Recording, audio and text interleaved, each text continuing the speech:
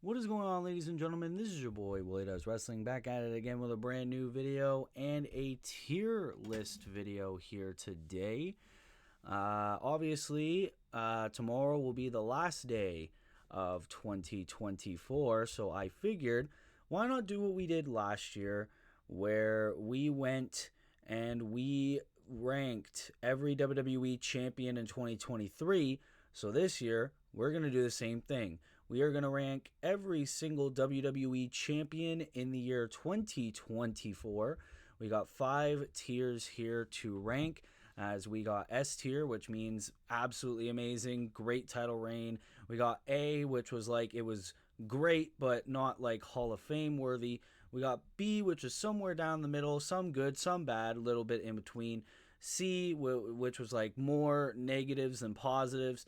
And then we got D, which is like absolutely terrible, absolute trash, and things like that. So, obviously, as you can see, we got every single title reign of 2024. There was a lot of champions this year, and we're going to try to give a ranking of every single title reign in the year of 2024. So we're going to be as brief as absolutely possible in this and everything like that. So if you're new here, be sure to leave a like, be sure to subscribe, be sure to turn post notifications on so that way you never miss an upload. Be sure to check out the World's End watch along stream that I did with No Bones About Wrestling and Wolf Ayers. Check out the Universe mode as well. And with all that being said, let's get right on to the ranking. So obviously, we're going to have the champions that started off this year, which means we are going to start with the undisputed WWE Championship and the OTC, who started off the year as WWE Champion, Roman Reigns. Now, obviously, if you are an old watcher of mine, you will know I was very critical of Roman's title reign in 2022 to 2023. 2024, obviously, he only really had 2 defenses with this belt. He had the big fatal 4-way with LA Knight, Randy Orton, and AJ Styles at the Royal Rumble.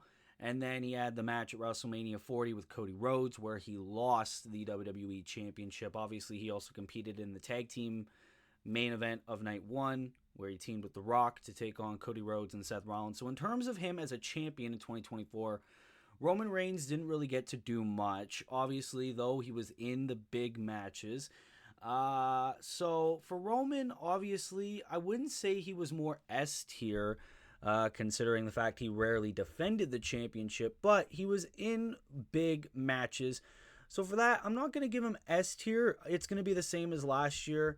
I think Roman is more of an A tier WWE champion in the year of 2024. Roman Reigns, his 1,316-day title reign came to an end in 2024, and it was in the best way possible. That match with Cody Rhodes, absolutely amazing. I have to give Roman Reigns A tier for 2024, but I have more positives than negatives this year than I did last year. So, yeah, I'm going to give Roman Reigns S tier.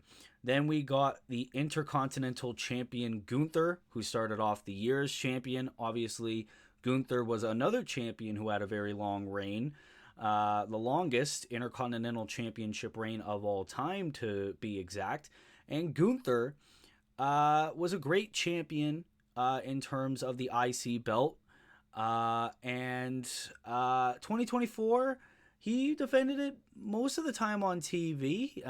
He had very good matches on Raw. And then obviously at WrestleMania, he lost it to Sami Zayn. I'm pretty sure I gave Gunther S tier in 2023. Obviously, he wasn't Intercontinental Champion all year, obviously, but with the time that Gunther had as IC champion, I have to really give him a lot of positives. And I'm going to do the same thing I did last year again. I am going to give Gunther S tier for the Intercontinental Championship because I really, really enjoyed Gunther's reign as IC champion. Sure, maybe not a lot of people really like the way he lost the belt. He lost it clean to Sami Zayn at WrestleMania, but I have to give credit where credit is due for Gunther and the fact that he had an amazing reign as Intercontinental Champion. So I'm going to give him S tier for 2024. Then we go on to Rhea Ripley and the Women's World Championship. Rhea Ripley, I gave her a bit of criticism last year due to her lack of defending the title because she was so focused on Judgment Day stuff. However, I will say she did a bit of a better job with the time that she had the Women's World Championship this year in terms of defending it. She had a very good match in the main event of Elimination Chamber to Nia Jax. She retained the belt against Becky Lynch at WrestleMania. And then she had a few matches on Raw. I'm pretty sure she faced Ivy Nile for the championship in a pretty decent match, I will say. So for Rhea, in the time that she had the belt, and she didn't even lose it. She vacated it earlier this year because of her injury that she sustained from one Liv Morgan.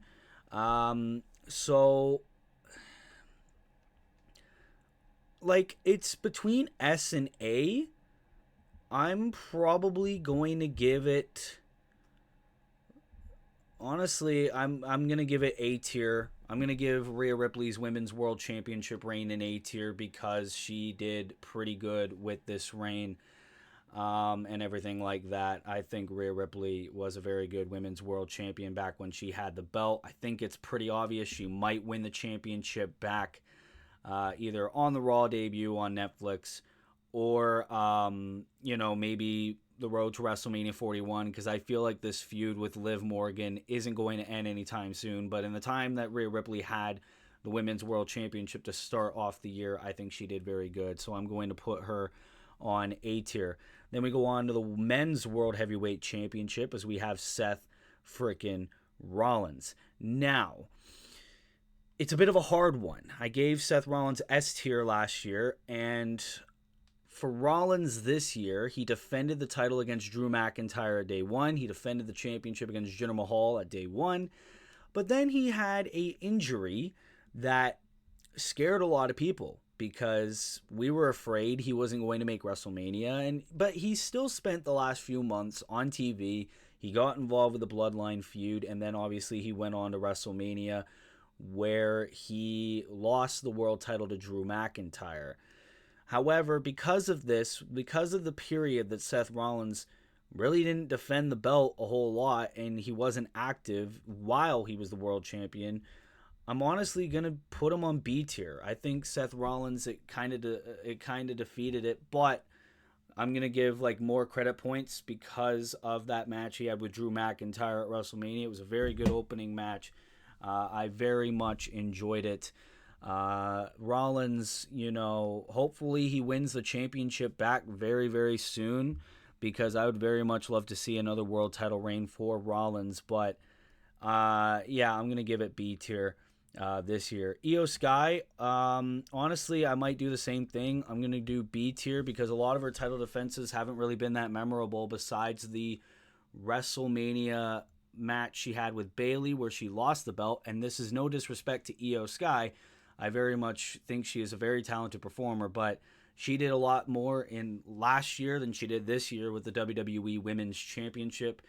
I don't remember a lot of the time she defended the belt on TV. The only thing I really remember was when she faced Bayley, but I'm going to give her a lot more credit. I don't think she had a terrible reign. I think she had an average at best reign, and that match with Bayley at WrestleMania was very good. So for Io Sky, for WWE Women's Championship reign, I'm going to give her B tier. Then we go on to the United States Championship, where we had Logan Paul. Listen, D tier. Horrible. Absolutely horrible. I gave Roman Reigns and his WWE Championship reign a lot of shit, But honestly, the OTC defended that belt when he had it a lot more times than Logan Paul did when he was United States champion. He only defended that belt, what, 2, 3 times? He defended it against Kevin Owens at the Royal Rumble. Then he fucked off until WrestleMania, where he defended it against Kevin Owens and Randy Orton. Then it wasn't until SummerSlam where he dropped the belt to LA Knight. That is horrible. Absolutely horrible. Because, like, part-time champions will always get a sour taste in my mouth. Always, always, always, always, always. It's a crime. I hate it. And, I was on record for saying, business-wise, it's a very good decision for Logan Paul to be the United States champion. But, now we know in the reality side of things, it was a fucking terrible decision. And I hope, that Logan Paul, never becomes a champion again in WWE until he becomes a full-time competitor, because we already know Logan Paul is already gunning potentially for the World Heavyweight Championship against Gunther. I don't want that to happen unless Logan Paul becomes a full-time competitor in the WWE, because that will just do more harm than good if Logan Paul wins a championship again, and this U.S. championship reign should prove it. Then we go on to Finn Balor and Damian Priest, the Judgment Day, in the undisputed WWE Tag Team Championships. And honestly, they weren't as bad as like the reign with Finn and JD, which I will get to a little later, but not very memorable at all. I did enjoy when they were tag team champions, but again, it was like they rarely defended it because they were focused on bigger fish. But the WrestleMania match, again, was pretty good. And I also very much enjoyed the match that they had with Tyler Bate and Pete Dunne at Elimination Chamber. But again, I wouldn't think it would be on the level of the champions above, so I am going to put the Judgment Day's tag team title reign at C tier, which I'm pretty sure that's where I gave that reign last year. But I will say it wasn't as bad as it was in 2023. But I think C tier is pretty good. Then we go on to Katana Chance and Kaden Carter as the WWE Women's Tag Team Championships. And listen, the tag team titles for the women in late 2023 and the beginning of 2024 was a terrible period. Listen, I love Kaden Carter and Katana Chance, but it just seemed like they had the belts just to have new champions. I don't even think they really reigned that long. Like, what? I think they beat Chelsea Green and Piper Niven, and then not long after they lost to the Kabuki Warriors. I'm sorry, girls. I have to give it D tier because it's very forgettable. And I think they were transitional champs, so it's not the best. So I'm going to give Kaden Carter and Katana Chance D tier. Oh, look at that. And then we go right on to the Women's Tag Team Championships again, as we have the Kabuki Warriors, Asuka and Kairi Sane. Now, a little bit better. They didn't get to defend the tag team titles like on PLE, I don't think, until Backlash when they dropped the belts to Bianca Belair and Jade Cargill. It was still very good to see Asuka and Kairi reign as champions again, to continue the dominance of Damage Control heading into WrestleMania. But again, it just seemed like, okay, well, here's an established tag team. We're going to give them the belts. They held it for a little bit. But again, it's much like the case of Io Sky and like the Judgment Day, where it was more like they're forgettable, and they didn't defend it a whole lot. So I'm going to be a little bit more respectful, and I'm going to give the Kabuki Warriors, again, C tier. I think that would be a very good placement for the Kabuki Warriors to give them C tier in this tier list.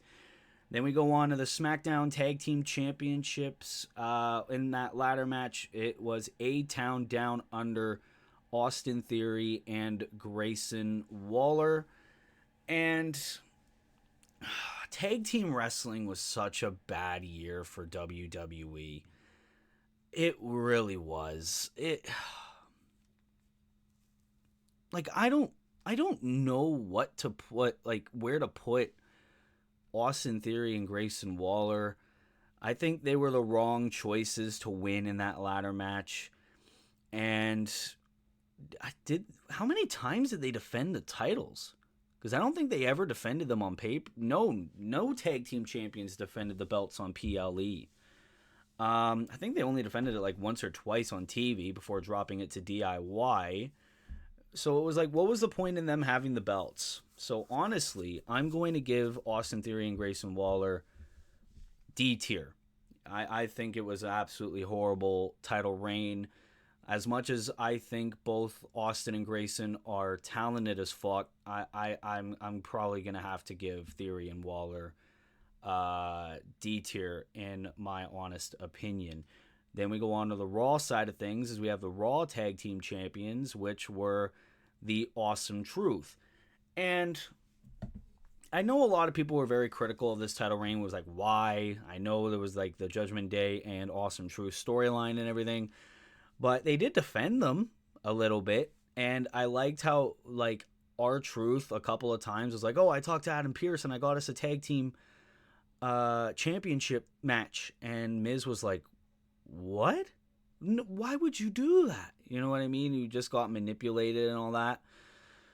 Very good in terms of comedy, but again, it was like very like not memorable besides that comedy. So Miz and R-Truth, I'll be a little bit more nice, and I'm going to put them on C tier. Again, tag team wrestling, not really the best in 2024. Then we go on to the Intercontinental Championship, as we have Sami Zayn when he dethroned Gunther at WrestleMania 40 to win that title. And Sami Zayn was a fighting champion. I really liked it. He had very good PLE title defenses against Chad Gable at Clash of the Castle. Then he had that triple threat match with Gable and Bronson Reed at King of the Ring. He also defended it against Braun Breaker twice. And I think Sami Zayn defended it like once or twice on TV as well. It was a very fresh title reign where we had a fighting champion. And as much as, you know, not a lot of people really liked the fact that Sami Zayn was the guy who dethroned Gunther, I think Sami Zayn had a very fun title reign. And this might be also a little bit of bias because I love Sami Zayn. I might have to put him on A tier, and people might be a little bit pissed off about that. But honestly, I'm pretty confident that Sami Zayn is worthy of A tier in terms of champions in 2024. Then we go on to Drew McIntyre and the World Heavyweight Championship, and it only lasted 5 minutes, so more by default. It's going to be D tier because, well... I'm sorry, I had to do it. It only lasted 5 minutes. I did it for Bianca Belair last year when she only held the belt for a couple of minutes before Io cashed in. So it only makes sense to do Drew. As much as I loved the moment where Damian cashed in, I'm going to give more credit to Damian for that than I am going to give it to Drew because he was on the losing side of things. I'm glad he finally had a title reign in front of fans. I wish it would have lasted longer, but McIntyre D tier, only by default. I love the fucking guy. He did great work in 2024. And that like really kickstarted the feud between CM Punk and Drew McIntyre. So I'm going to give him D tier with all love. With all love, I will say. Then we go on to Damian Priest and the World Heavyweight Championship when he cashed in Money in the Bank and won it at WrestleMania 40. Damian Priest actually impressed me. He did a very good job with that World Heavyweight Championship where he defended it. He was in the main event at PLEs, defended against Jey Uso at Backlash, defended against Drew at Clash at the Castle, Seth Rollins at Money in the Bank, and then he lost the belt to Gunther at SummerSlam, and I think Damian Priest also defended it on TV maybe once or twice. I don't really remember. Like, this year just fucking flew by. So Damian Priest, I think he did a pretty good job with this. I hated the way he lost it, but Damian Priest really impressed me as a world title, you know, holder in 2024, and it really helped kickstart Damian Priest as a babyface. So honestly, it's mixed for me between A and B tier. Honestly, I'm gonna give Damian Priest more B tier. But I feel like maybe if Damian Priest ever wins the world championship again, I feel like he'll have a way better time when he is a babyface and this whole Judgment Day vortex is over. I'm very confident that Damian Priest will do good, and he did good with this first title reign. But the one thing I will say that really stopped me from putting the belt on A tier is not only the Judgment Day vortex, but the constant shenanigans with every title defense and interferences. It wasn't my cup of tea. I know maybe people will probably put him more on A and S, but I'm gonna play safe and I'm gonna say Damian Priest is a B tier in terms of champions. Bailey, WWE Women's Championship. Like, the moment when she won was good, but her reign afterwards, it was meh. It was very meh for me. Yeah, I can't really say, a full blown confidence was good. I mean, I liked the triple threat with Tiffany and Naomi at Backlash, but I can't really say any more positives than that. I'm gonna give Bailey C tier, just to be nice. But I like that we had a Bailey title reign in 2024, but again, it's just wasn't my cup of tea. So I'm gonna give her C tier. Cody Rhodes, WWE Championship. Some might call it biased. So I'm going to put Cody Rhodes in S tier. The moment when he won at WrestleMania 40, greatest moment in 2024. And we have finally had a full-time WWE champion again. And every time he defended that belt, as much as some people might say he doesn't defend it all the time, great matches. AJ Styles at Backlash and Clash at the Castle. Kevin Owens multiple times as well. And everything like that. Solo Sikoa at SummerSlam, even though I kind of criticized it, I thought it was pretty good. Cody Rhodes, yeah. I mean, what more can I say? I love the build to him winning the belt, and I liked it ever since he won the belt. So, yeah, I'm going to give it S tier. And again, I know some people are going to be on here, and they're probably going to call me biased. I don't care at this point. I'm going to say Cody Rhodes is S tier in terms of WWE champions. Then we go on back to the Women's World Championship as we had Becky Lynch, who won the Battle Royal. A lot of people really didn't like that. Yeah, Becky Lynch was more of a transitional champion. I felt like this was just so that way we could have Becky and Liv at King and Queen of the Ring. And, it was just because, Rhea got hurt and we need a new champion. They didn't want to instantly put the belt on Liv. So they had Becky, the big baby face, win it. And then so that way Becky could lose to Liv. And then Becky fucked off ever since. Let her contract expire. It was almost like they wanted to give her one more big moment before she left WWE. So definitely not as bad in terms of the ones in D tier and Drew McIntyre. So I'm going to give Becky Lynch C tier. I'm going to be nice. I know that Becky Lynch has been featured in the Netflix commercials for Raw on Netflix, so there is a very good chance we're going to get Becky Lynch coming back sooner rather than later. But yeah, this title reign, I'm going to say it was a C tier title reign. Then we go on to the women's tag team titles as we have Bianca Belair and Jade Cargill. And yeah,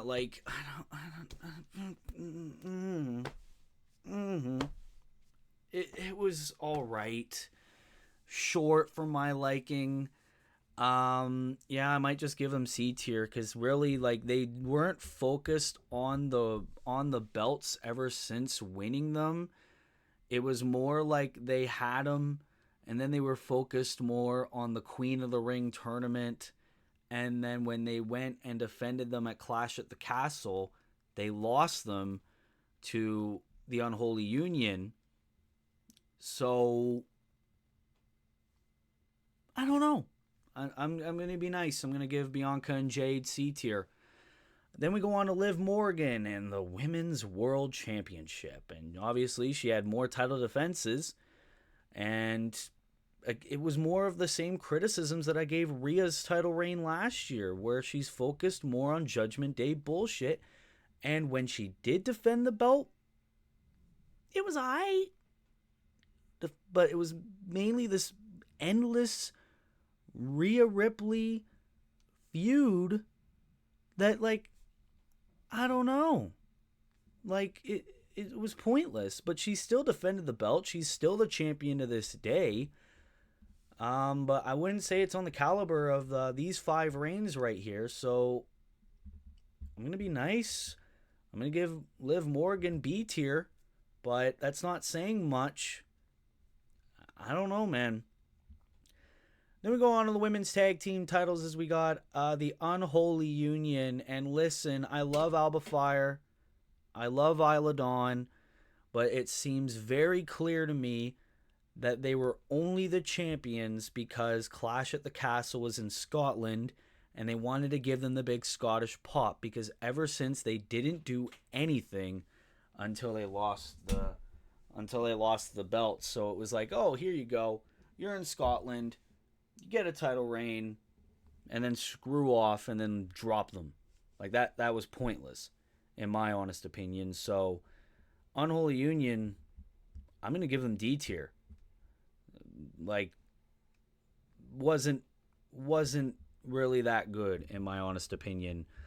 Then we go on to the World Tag Team Championships again, as we got Finn Balor and JD McDonough. They held the belts forever, and they did not defend until over 100 days holding those tag team titles. That was when everybody just got sick and tired of the Judgment Day vortex. That was like everyone's just like, no more. Nah, no. Because they did jack with those belts. It was probably, in my opinion, the worst tag team title reign I have ever seen. As much as, again, I love Finn and JD, but it was like, why? Why can't Hunter Hearst Helmsley book tag team wrestling good? Like, why? They didn't do anything. So for that, it's the most deserved D tier of this entire list. Most deserved D tier of this entire list. Then we go on to DIY's first reign as tag team champions. And they only held the belts for 28 days. It was more of like a transitional title reign. It was unfortunate. But yeah, no, I loved the moment when they won the belts, but again, it was like they were more transitional champions because then they were brought to the bloodline. I'm going to say by default, they get C tier. I don't think it was bad. I just wish they held the belts longer. Then we go on to the bloodline, Tama Tonga and Tangaloa. I liked the title defense they had against DIY and the Street Profits. It was Jacob Fatu and Tama Tonga originally who won the belts, before Solo was just randomly like, no, Jacob, you are my enforcer. And then they gave it to Tangaloa. And, like, they won the belts. They defended them in the fun match. But then they, lost instantly to the Motor City Machine Guns. Yeah, no, like, I like the fact that the tag team titles got a lot more focus. But, like, in terms of, like, holding them and defending them, wasn't the best. So, Bloodline, I'm going to do another C tier for that. Then we got Braun Breaker's first reign as Intercontinental Champion, and it was fun. I liked how he was a fighting champion. I'm going to defend against all you people before he lost it to Jey Uso. Lots of fun TV title defenses, like the moment when he won it at SummerSlam. It was a little short for her first reign, but I very much enjoyed it. I'm going to give the first reign of Braun Breaker B tier. I think it was very fun. LA Knight in the United States Championship, a lot like Braun Breaker's reign, but it was a lot more fun. I'm obviously, and this might be a bit of bias points because he ended the horrendous reign of Logan Paul. But LA Knight, like, it was fun. The crown jewel title defense with Andrade and Carmelo Hayes. He defended it all the time on TV against Santos Escobar and Andrade and Carmelo Hayes one-on-one as well, before dropping the title to Shinsuke Nakamura shockingly at War Games. LA Knight, I think he was a very good champion. As much as people might think like LA Knight's hype is dead and everything like that, I'm honestly going to give him A tier. I think LA Knight had a very fun reign as United States champion, so I'm going to give him that. Then we go on to the WWE Women's Championship as we got Nia Jax. And I don't know. Like, I like how Nia Jax has improved a hell of a lot. She won the Queen of the Ring tournament in order to earn the shot to be the champion. She beat Bayley at SummerSlam as well. But, like, she hasn't done a lot really since.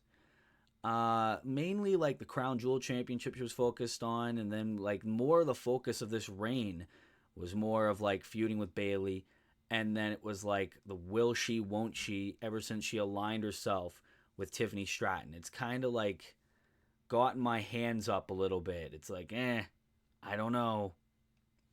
So Nia Jax, I'm going to say more C tier. And I know I'm putting a lot of people in C tier, but my standards has really like grown more downhill, like got more strict this year than it did last year. Then we got Gunther in the World Heavyweight Championship for the men, and again, like Gunther did so good as IC champion, but like the World Championship has just gone all the more down because Gunther just hasn't been doing a lot, and he's still the champion to this day. And it's like, can we just book world title reigns where they don't last forever? And Gunther, just like, what is he doing? Like, the world title's got no focus ever since he won it, besides the Judgment Day Vortex. And when he does defend the belt, it's fun, but it's not the best. And it really pains me because Gunther was so good. We know what he's capable of, but now he's playing more of the cowardly heel. So I'm going to give Gunther C tier. Then we got the women's tag team titles, the second run between Jade Cargill and Bianca Belair. A lot more focused on the tag team aspect of these two, and very good, fun defenses on TV. And technically the reign's still going on to this day, but now it's like Jade Cargill's injured. I don't know if it's a work or a shoot. I don't care to know. But they no longer the champions because Bianca's now defending with Naomi. So, but it was a good, fun tag title run. But again, it's like, I don't know if it's on the tier of these guys. I'm going to give them C tier as well. I'm going to be nice.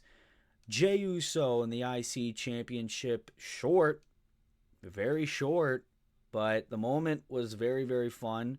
And he got a lot of focus. He appeared more on TV, and I think he defended it like a couple of times in the short run that he had it.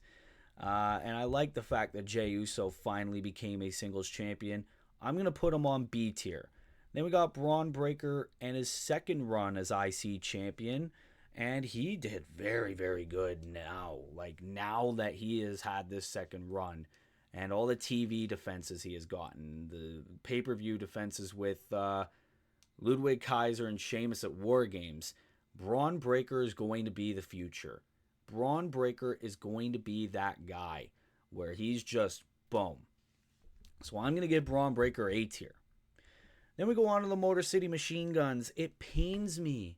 I loved the fact that the Motor City Machine Guns just came in, and then like 2 or 3 weeks later, they're the tag team champions. But it's just, what are we doing, man? Because then they just lost them to DIY, and I liked the fact that it was like the DIY heel turn, but it was just like, why, man? It pains me to do this, but Motor City Machine Guns, D tier, because it was so short. I hated it. And then the rest of the champions, I'm going to make a new tier on here. Can I do that? Add a row below.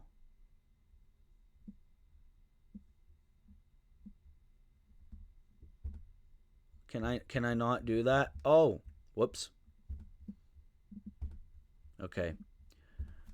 Because I am going to do too early to rank. Because these title holders just won the belts or they have not defended them yet.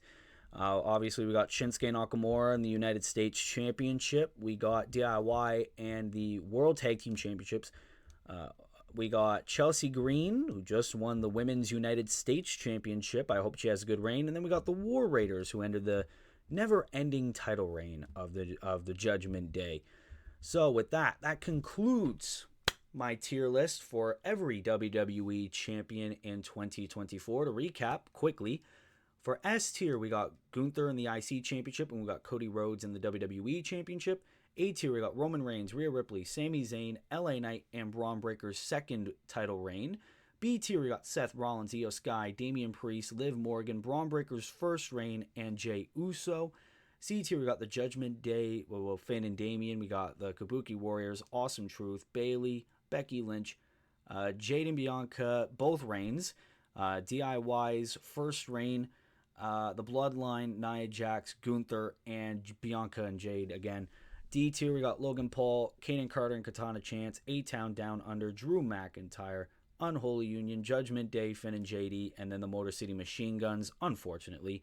And then too earlier to rank, the earlier determined reigns, we got Shinsuke Nakamura, DIY's second reign, Chelsea Green, and the War Raiders. And ladies and gentlemen, with all that being said, that concludes the tier list. If you like this video, be sure to leave a like, be sure to subscribe, be sure to turn post notifications on. And I know that this video might not match a lot of your opinions, so leave your opinions down in the comments down below. Ladies and gentlemen, until next time, this has been your boy Willie Does Wrestling. I will see you in the next video. Be good, people, and peace.